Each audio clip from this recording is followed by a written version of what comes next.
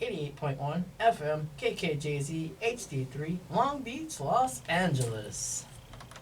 Welcome, ladies and gentlemen, to another edition of the Golden Spotlight. I'm your host, Rob Flores, and I'm joined here by my guest. At this time, I would like my guest to please introduce herself. All right, thank you, Rob. Good afternoon, everyone. My name is Bianca Salgado. I am a recent graduate from here at California State University, Long Beach, class of 2018. I received my bachelor's in political science with an emphasis in global politics and my minor in philosophy. Cool, cool. Let's see, so you want to use these also? You want to put these on? The headphones? Yes, we have our sound. Oh, good. Cool, cool. So, this is anybody's first time listening to the show. This show is like a biography show, and I pretty much get my guest's story. So, I was wondering, what was life? Tell us about life growing up. All right, so originally I'm from Maywood, California, and then moved to Downey, California in 2005 to continue my education in middle school as well as high school. I'm class of 2013 from Downey High School. And fun fact is that when I was a junior to senior, I started to get involved in volunteering outside of campus. On campus, I was the community section editor for the Downey Legend, our online student newspaper publication, and also a photographer at the time. And also got involved with the Eco Club there too during my senior year, and since I began as a freshman at the high school, got involved with the art club there, and it led up to leadership roles, concluding as the president of the club back in when I was a senior. And then off campus, I helped my mother. She was involved with PTA because I have a younger sibling on the autism spectrum. And once he was diagnosed at 3, she got involved to be close to him on campus. But as he grew up in the primary education, we just fell in love to even help the kiddos. And I would help her at like the book fairs, to even also teacher luncheons, help set up, etc. And then in the city, I got involved, and I am still involved with the Downey Arts Coalition. Specifically when we have the Downey Symphony concert events, help at the concession stand, checking in the local artists too as well, that are not only just Downey residents, but also come from LA to all the way to San Diego, etc. Cool, cool. How did you hear about the arts district thing? Tell us more about it. Alright, so I found out more about it during my senior year, as I kind of mentioned.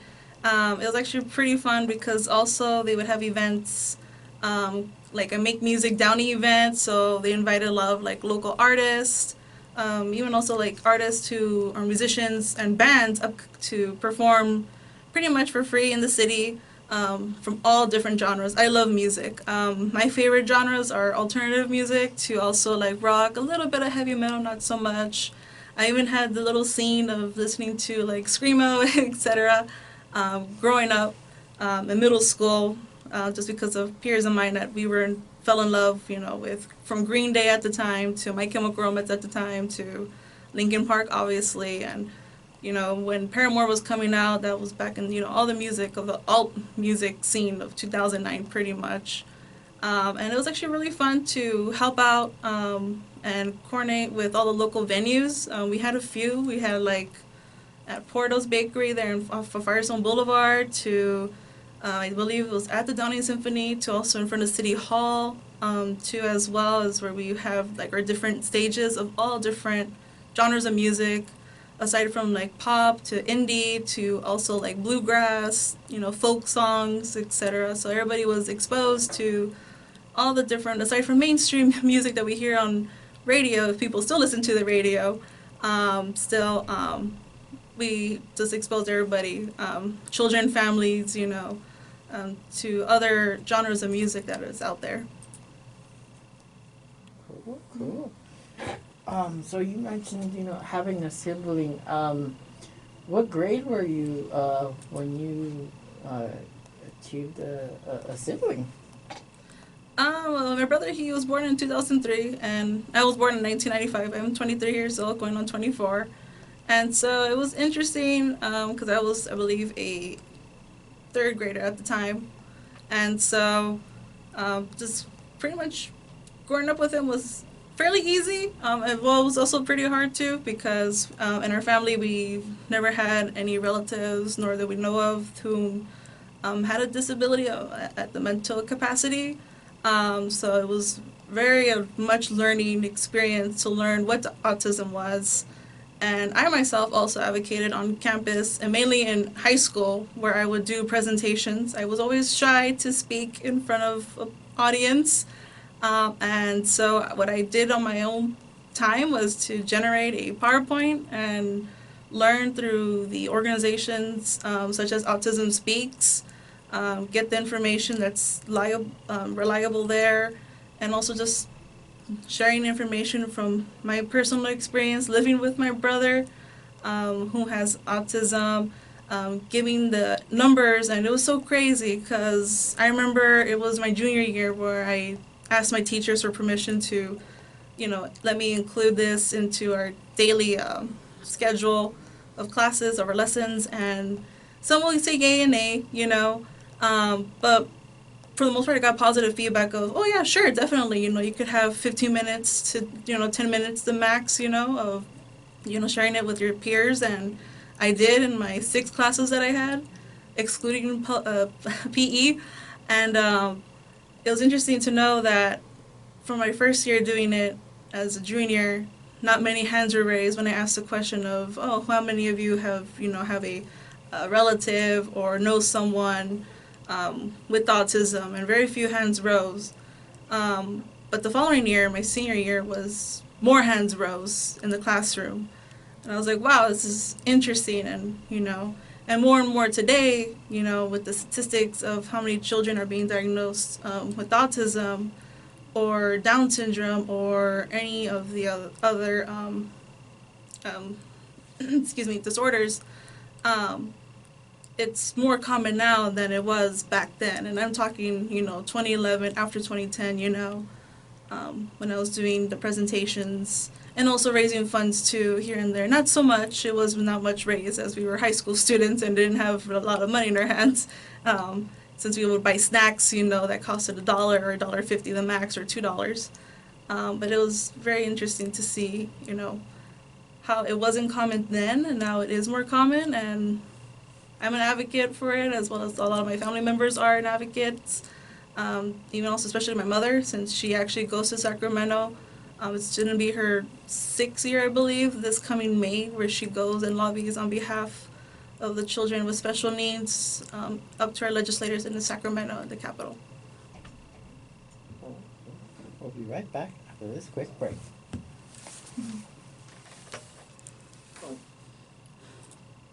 This broadcast is brought to you by the Osher It's so Lifelong cool. Learning Did we have these Institute, before? or OLLI, The- at CSULB. Our old If you are ones were 50 kind and of like, older, had like 99 cent store ones that offers were more lucky. than 80 non-credit classes in 8-week sessions, both on campus or at a satellite location. OLLI is designed for the joy of learning with like-minded adults. There are no tests, no grades. Learn more, age less with OLLI, the Osher Lifelong Learning Institute. For more information, visit Infamous belt. csulb.edu/OLL. Yeah. Go That Beach. alumni liked it. Let's go. This is cool. You can come in. There's gonna be a chair. As college right here. students, we are expected to pick a major and graduate. But what happens in between Yeah, that? of course. When do we make time to think about our career interests, our professional development, or getting work experience in a desired industry? It's never too early to start thinking long term. Join me, Jose, and me, Jazz, from the Career Development Center for our new radio series, Career Minute, where we will have discussions with career counselors, alumni, current students, and industry professionals regarding all things career related. Tune in Thursday mornings at 10 a.m. on 22S Radio for tips on how you can prepare yourself now for the transition from college to career.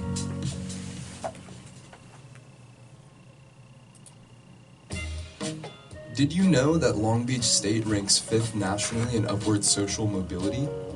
Our student-to-faculty ratio at Long Beach State is just 26 to 1. And Long Beach State's beach pantry has reached 6,408 students. At the beach, we know no barriers. It's a philosophy that applies to everything we do.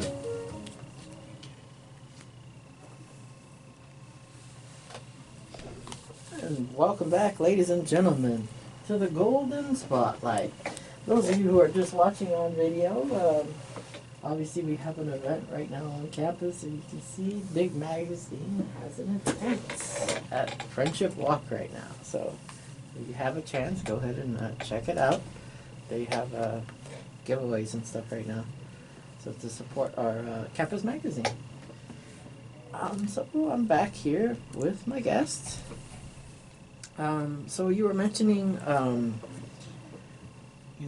advocating and talking. What was that like? Going from being shy to like being asking for like making announcements and stuff.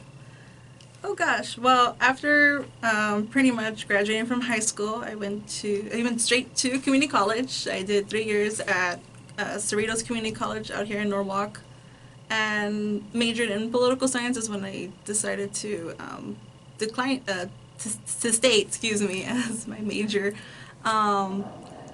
After taking a year in civics class, which is required in all our government class, required in our senior year of high school and whatnot. And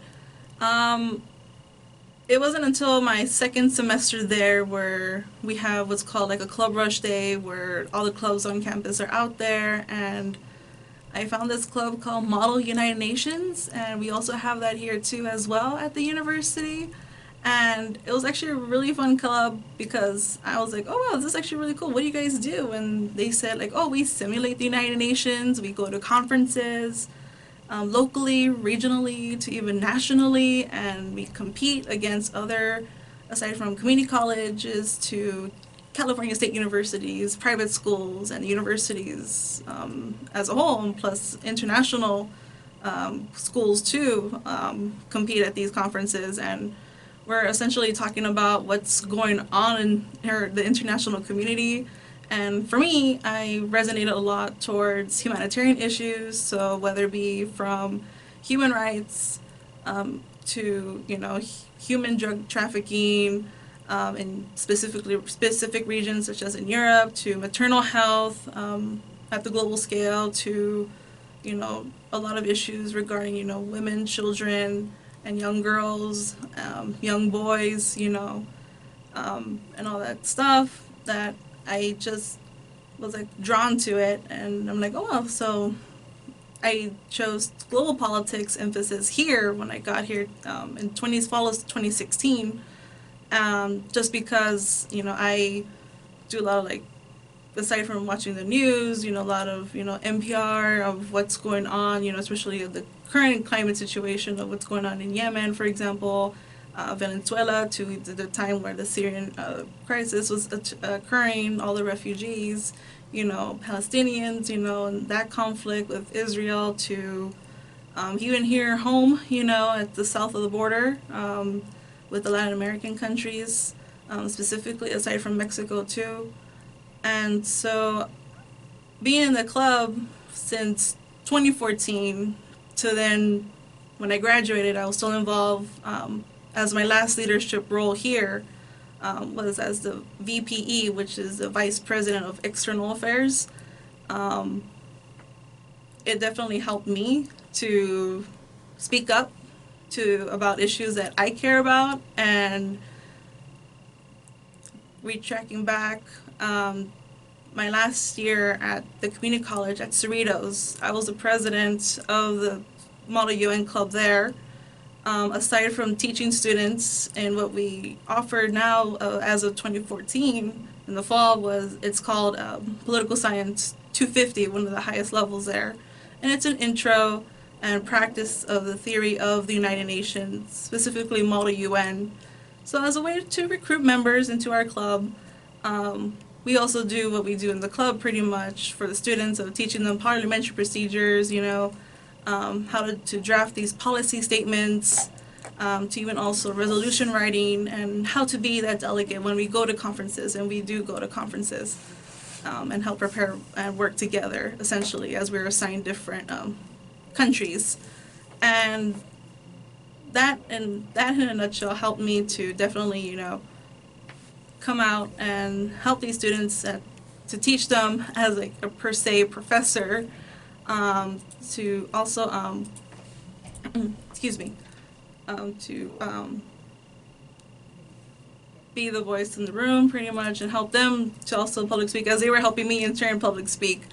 And from a room of 30 to when I came over here and I actually got to be a part of our national Model UN team here at Long Beach, representing as the Republic of Slovenia at nationals in New York, where a room is a hotel room, more or less, is in the halls. It's like over 200 individuals, and speaking, to them of, as the diplomat, as a representative of this country, how we should solve these issues at first hand.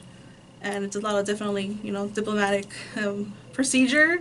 Some people don't want to, talk to each other necessarily, but it's definitely a lot of, conflict resolution, and negotiating especially, and, keeping the cool pretty much, and the peace, more or less, on issues that are really important, especially what's going on, In our case, we were talking a lot about peacekeepers, and all the various operations that are occurring worldwide. And how did you go from like all these things, like how did you balance everything, like homework and all that? I mean, homework is like a lot. Surprisingly, I've tried to not get a lot of a burnout.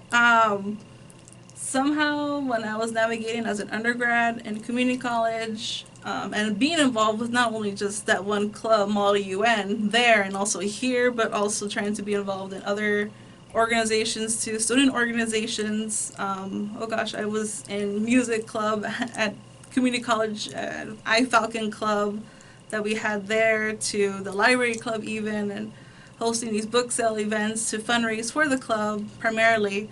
And then dealing with also, with student government, and, in a good relationship with them all the time, and always asking for help. That's what I always did, is ask for help, and also try new things too. And I tried also doing journalism there. I was with the Telemarks newspaper there for a good year, and acquired positions there as a co-copy editor there for the opinion section, as well as then obtaining the opinion role, and doing new things of learning like InDesign, for example, and better perfecting my photography skills, to also utilizing Photoshop and writing stories. I never did that before when as I mentioned earlier, at high school, at the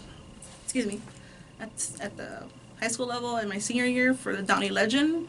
I never really necessarily wrote stories. I was just always taking photographs and just assigning stories to people. So it was actually really neat to actually to experience that at the college level and writing stories, and it was really fun to do that a whole good year. And then I don't know how I balanced it even here, where after I was so crazy enough to, after commencement at Cerritos, I told my delegates of Model UN, say, hey, there's this conference happening at San Bernardino Airport, and we could represent Chile, and it's just participatory, before we all part our different ways of going from community college to different universities and stuff like that and whatnot.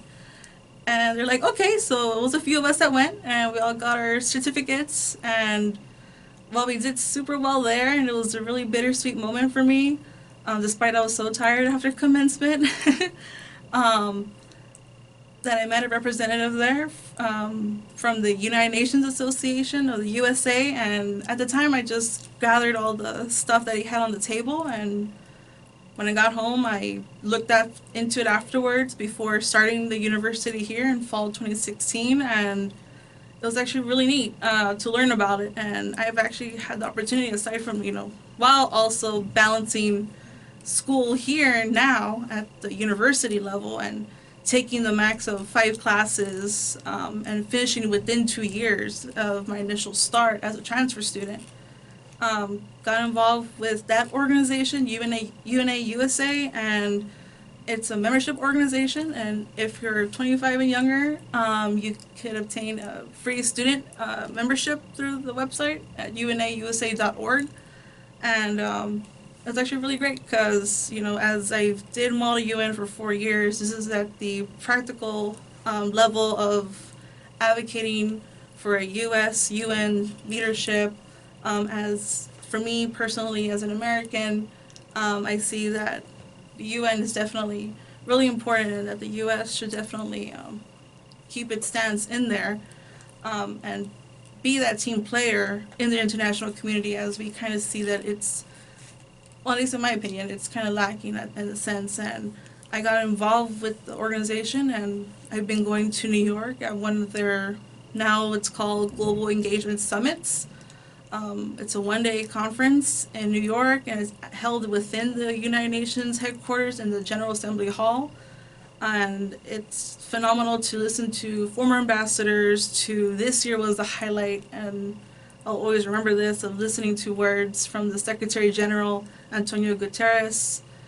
He's from Portugal, and also listening to the 73rd President of the General Assembly, Maria Fernanda Espinosa, and she's from Ecuador. So it's like very interesting to listen to these, high-level people, to, having the conversation with other members within our organization. And it's bipartisan, so I'm talking to, aside from Democrats, to also Republicans, but we put the politics aside, and we're just people who, see the work of the UN being super important, because it's definitely an organization where I don't know if without it, what we would do in terms of being in a forum to talk to all these member states throughout the globe. I mean, the main thing, the highlight from what Mr. Guterres said was, climate change is important, and as yesterday was Earth Day, and with the rise of a lot of student activists, from Greta to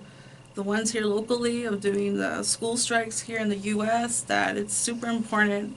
And that's how I see myself being an advocate with the whole organization. And also follow up with this is I will be leaving again in June for a 3-day conference. We're calling it Leadership Summit, and it's in Washington, D.C., and get to lobby on behalf of the UN, for our main thing is to fully fund the UN, because it literally just costs $1.86 per person.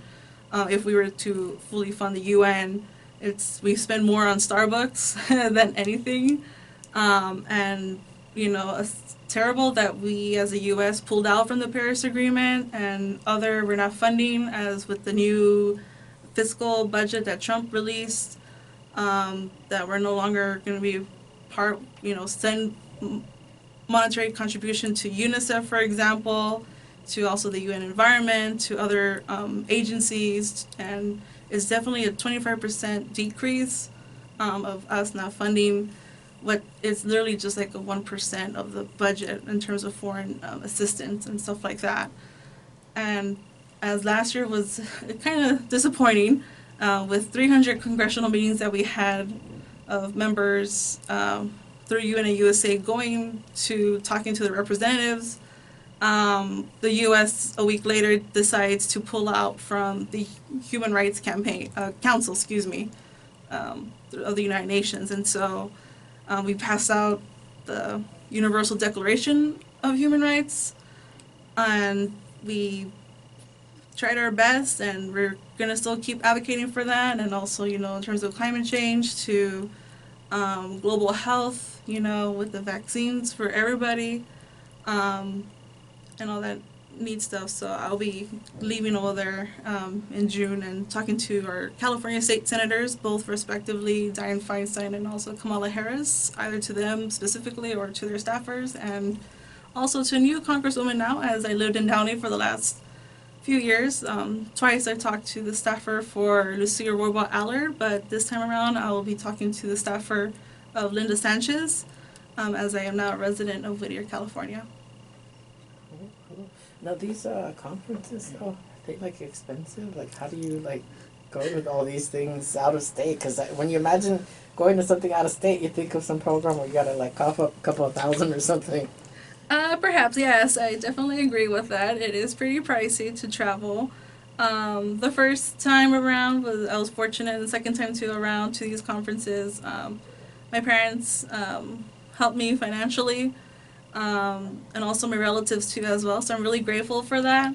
I have started to work now, so I am saving up the bit that I've received for my last paychecks to go to DC and spend some time there, and all that good stuff. And I do try to apply to different outlets, per se, on like almost near to like a scholarship, and all that neat stuff. So. And I was wondering too about that, like, because I know that like once we're in school, like we have to take advantage of like internships, because sometimes internships like they demand that like we still have to be enrolled. But like, is there still hope for us like once we like graduate? Like what things can we still apply for? Like you mentioned grants and stuff like that, right? Like or scholarships. Like what kind of things can we still like take advantage of, especially when we're like fresh out the door? Especially since you just graduated and stuff not that long ago. Oh yeah, definitely. For me, while I was a student, I never necessarily had an internship, nor did my parents necessarily push me to work. Their philosophy mainly was for me to focus on my academics, and which I did to the best of my ability, while being busy with all these organizations and stuff like that. But I did decide, I remember, to definitely like work on campus is definitely a perk to do while you're a student. That's what I did when I was at community college.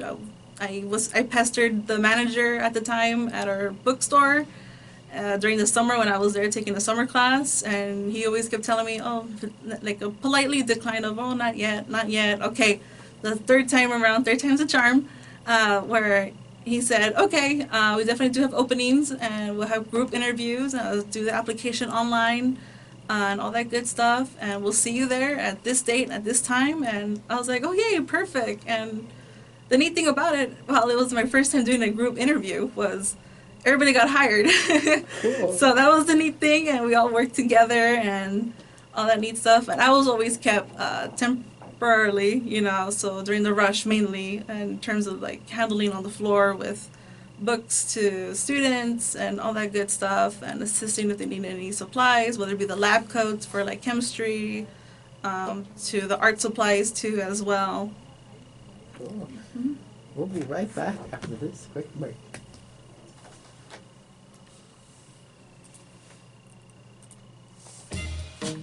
Did you know that Long Beach State ranks 5th nationally in upward social mobility? Our student-to-faculty ratio at Long Beach State is just 26 to 1. And Long Beach State's beach pantry has reached 6,408 students. At the beach, we know no barriers. It's a philosophy that applies to everything we do. I take clips to the phone to...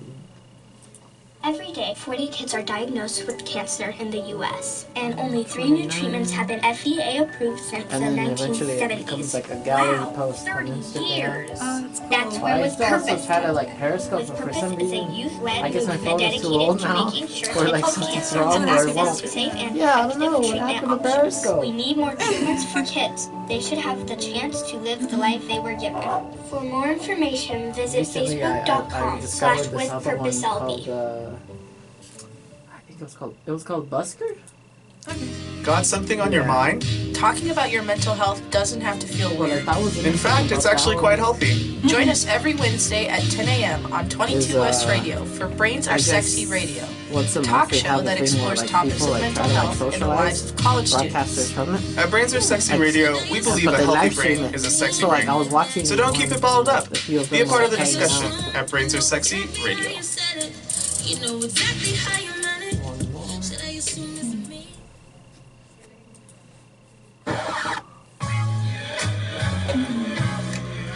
And now you're listening to 22 West Radio. You're listening to 22 West Radio. I'm listening to 22. What? Sorry? You're listening to 22 West Radio. I'm listening to 22 West Radio. You're listening to 22 West Radio. You're listening to 22 West Radio.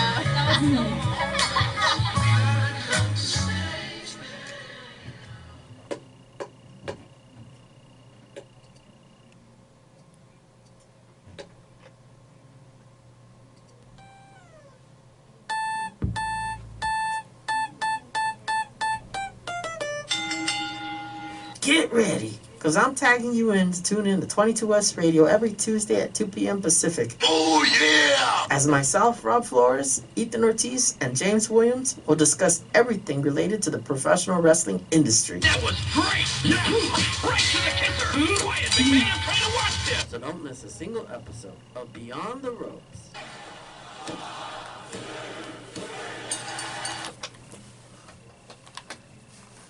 And welcome back, ladies and gentlemen, to the Golden Spotlight. I'm your host, Rob Flores, and we are broadcasting live from California State University, Long Beach. And I'm back here with my guest. So I want to backtrack a little to, you mentioned, being involved in the newspaper at Cerritos College, and, it was a great time being there, and I was wondering, it's always great to have somebody who, could reflect also on some memories of Professor Cameron. Yes, Professor Cameron and our other assistant, Alicia Edquist, and everybody on the team. Oh my gosh. I mean, well, some did transfer here, and some are working and developing their own career development, and etc. And for me, I guess I was almost near the outcast because I was a poli-sci major, and it's like, what is a poli-sci major doing here with everybody who is journalism, broadcasting oriented? And all I want to say is definitely a shout out to everybody. Miss you guys, miss you, Professor Cameron, and as well as Alicia from Cerritos, respectively. Man, it was crazy, our production nights, though. And it was really fascinating, too, that we still did, as a lot of other schools do it, too, and also here as well at the Cal State Long Beach, where we have print edition. That was really cool, and for me, all the time where, not to be boastful or anything, but to see my name there, it's like, whoa, it's on the print, whether my story made it to the cover or, oh, that's the photograph that I took for the accompanying story. And also learning Kamiak, too, which was really neat, the way how we organized and assigned stories to everybody and made sure it passed along to everybody. And while we're all trying to, aside from doing our general education courses, math, English, the sciences, and all that neat stuff, too, while this was definitely the course where it was everyone's main course to take as it was their major, for me, I was like, whoa, I should have definitely made decided to claim this as my major, too, because it literally felt like working in an actual newsroom, and we were the newsroom kids, It definitely has changed as at the school site.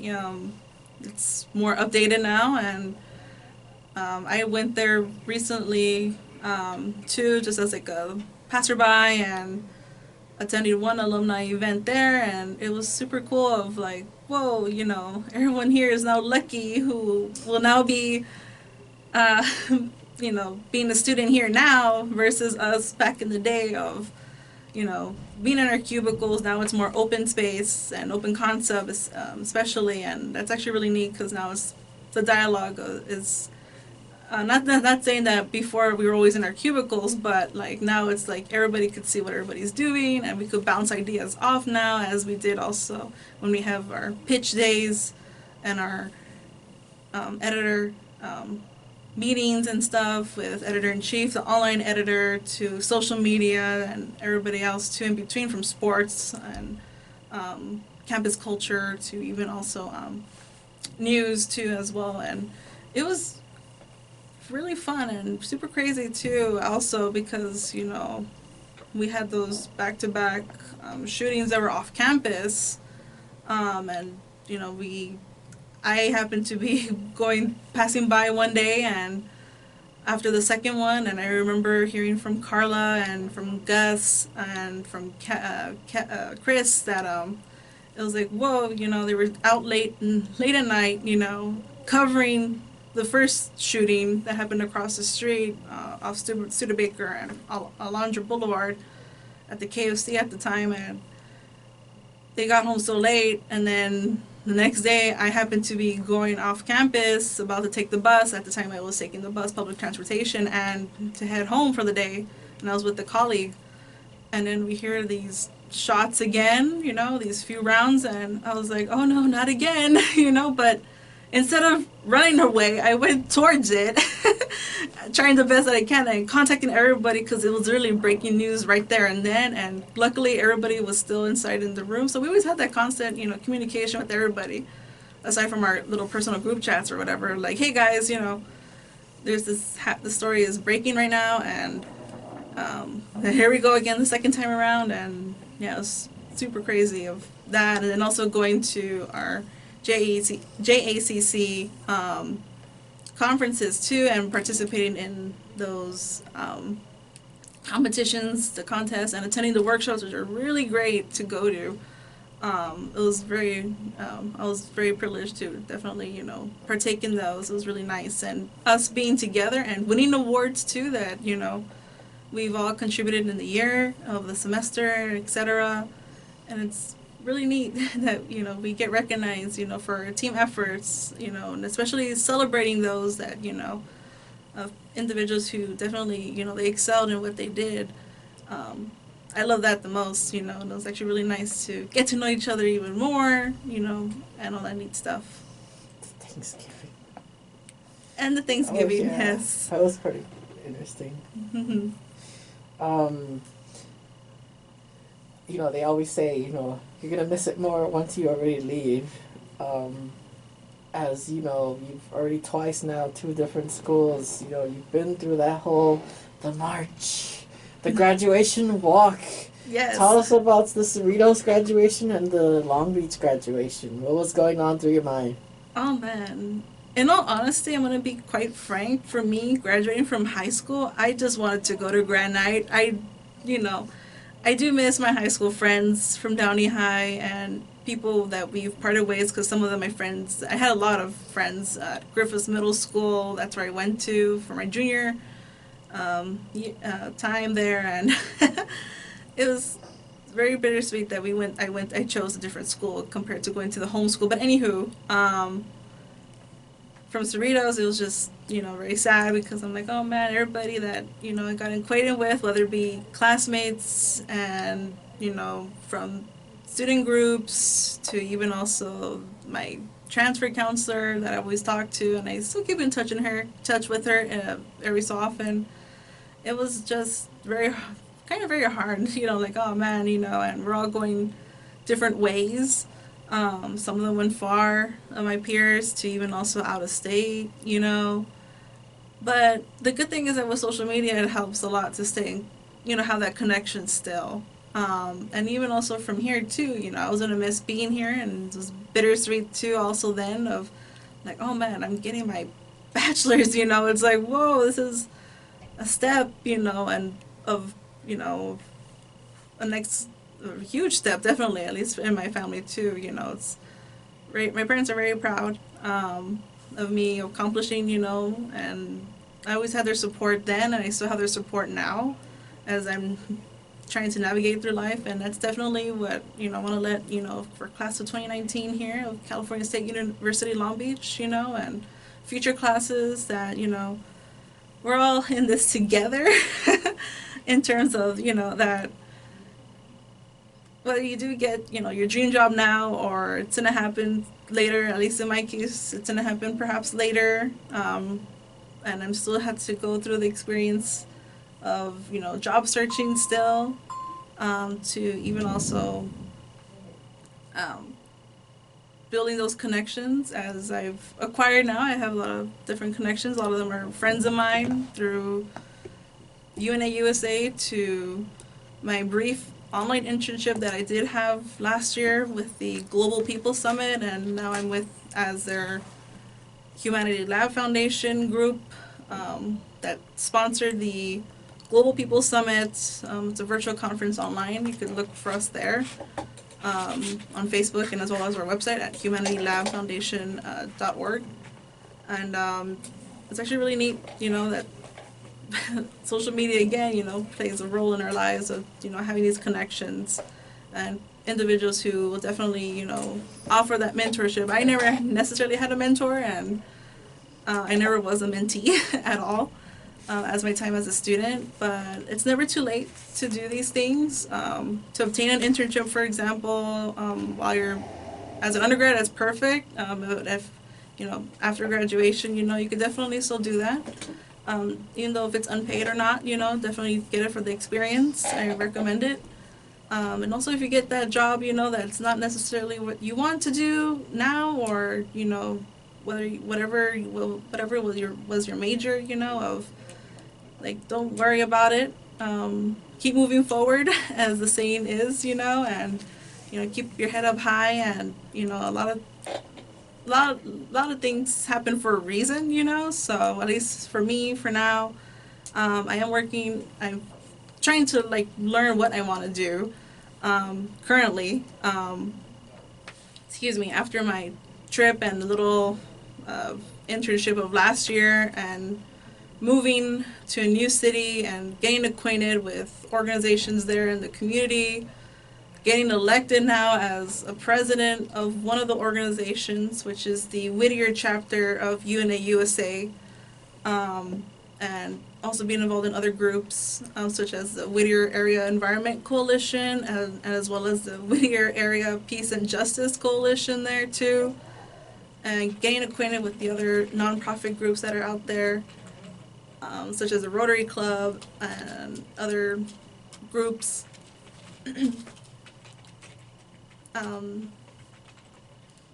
Doesn't stop there, and I just keep doing what I love doing, and also recently got a job, so that was actually really nice to do, and it's also, again, through the nonprofit. Well, for me, I personally want to become, in the future, a community college professor teaching IR, and perhaps also be a multi-UN advisor for students of mine.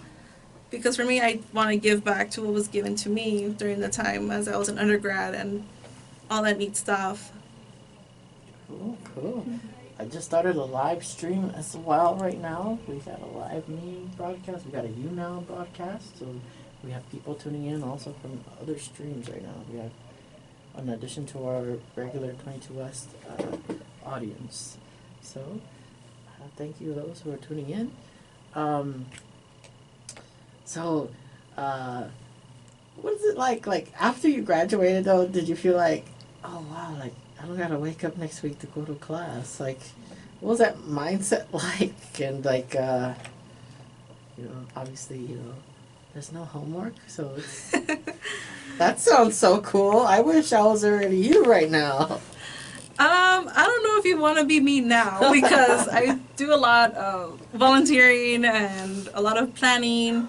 For as it is this week, we're having our Earth Day celebration out in the city of Whittier in the Uptown District on Greenleaf Avenue. So if anybody here is locally nearby, definitely welcome you all to come down.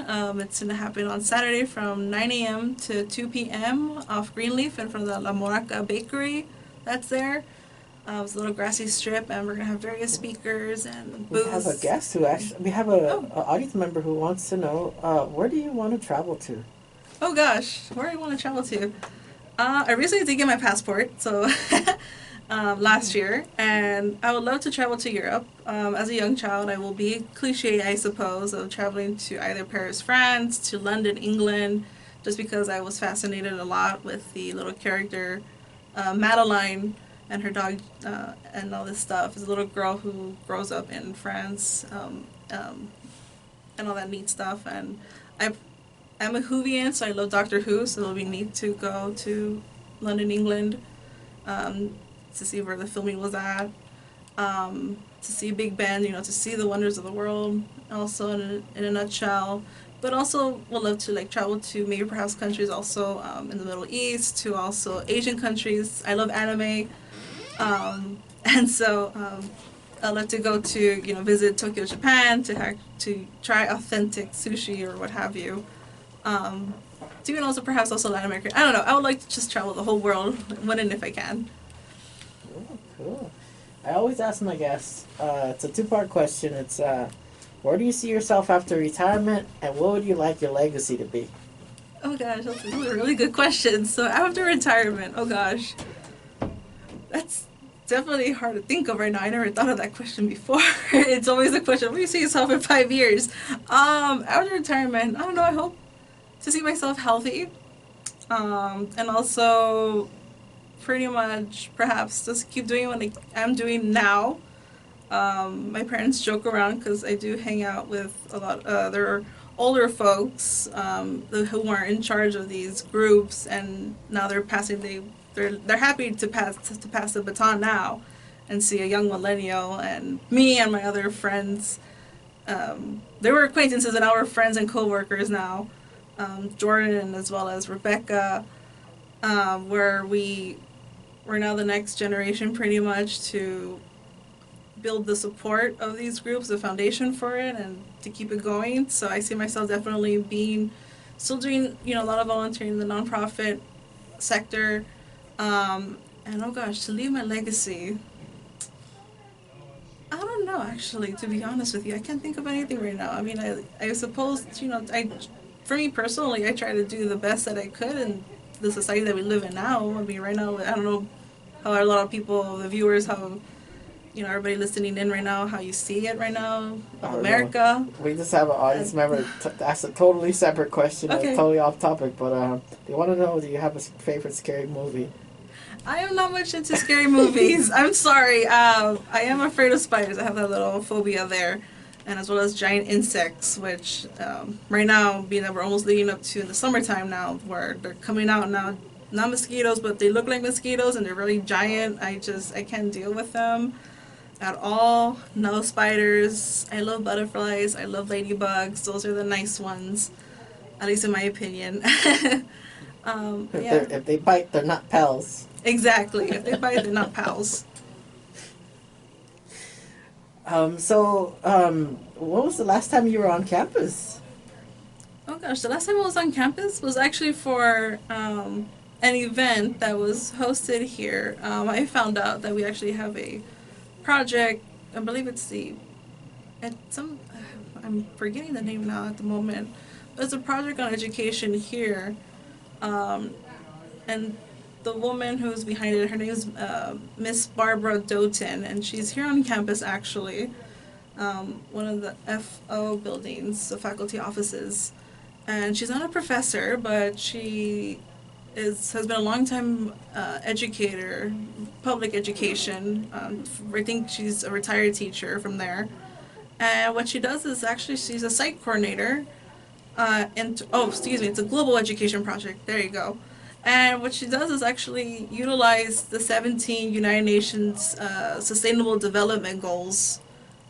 These are different goals in which back in 2015, everybody in the UN member states in Brazil decided to say that this is the global agenda for 2030, that we are to have, for example, Goal 1, no poverty, Goal 2, zero hunger, to then Goal 3, good health and well-being, etc. And there's 17 goals. Listeners, I recommend you to Google them, the 17 SDGs. And what she does is actually try to educate teachers, future educators too as well, to teach these 17 goals and encompass it into the curriculum, because it's sad to say that not all these young students are, they don't necessarily know what's going on in the world per se, aside from mainstream media, to what is the United Nations. And that happened to me actually last year, where I visited my high school to share information as I'm sharing the information today, and only maybe perhaps 2 individuals knew what the United Nations was and what the function is, why it's there, because this curriculum now, it's interesting through K through 12, in which that, a lot of the students are not necessarily globally competent. So she is changing the dynamic of, okay, let's try to utilize, what's going on, at the moment into the curriculum, as they're learning, for example, history, as they're learning science, from biology to, chemistry, mathematics, so the social sciences, and all that neat stuff. So it's actually really neat. And this was actually on a discussion on gender equity, so it's actually really neat. And to see these teachers who are student teachers, have been teachers for a long time, nearing retirement, and future educators. And I was present because I'm very passionate for these 17 goals. Goal 4 is my favorite, quality education, because for me, I'm a firm believer that no matter of your background, everybody has a right to obtain a quality education under no circumstances at all whatsoever. So what's next for you? What's next for me is to finish with the planning, as I have a meeting tomorrow with the Earth Day event that we have coming on Saturday. And pretty much, I did take a year off, and I'm still navigating to go back to school That for still my must be master's. awesome. To take a year off of homework. It's been great. I mean, in my case, I don't know if I'm not necessarily saying that this was a vacation, although it kind of felt like it was, maybe perhaps if perceived by others. But for me, I always kept myself busy. Even as a student, I always kept myself busy, whether I'm doing, my papers for my courses, and I had a lot of papers to write, especially, for philosophy being my minor. And how did you go about picking a minor? How I went about picking a minor? I was exposed to a course in philosophy when I was a junior in high school at Downey High. It was offered, I'm unsure if it still is offered, both philosophy and sociology, and I took those two courses back to back with the same teacher, with Mr. Gleason. He's a really awesome teacher. And it was interesting how those courses were taught, especially for philosophy, being that, learning more or less world religions, to aside from the Greek philosophers and all that neat stuff. And then fast forward to community college, I took those classes too. So I took like my philosophy 100 and world religion and all that neat stuff. Then fast forward here, I declared it as my minor because I'm like, I love. Ooh, definitely, I want to ask you something before our last 2 minutes. Okay.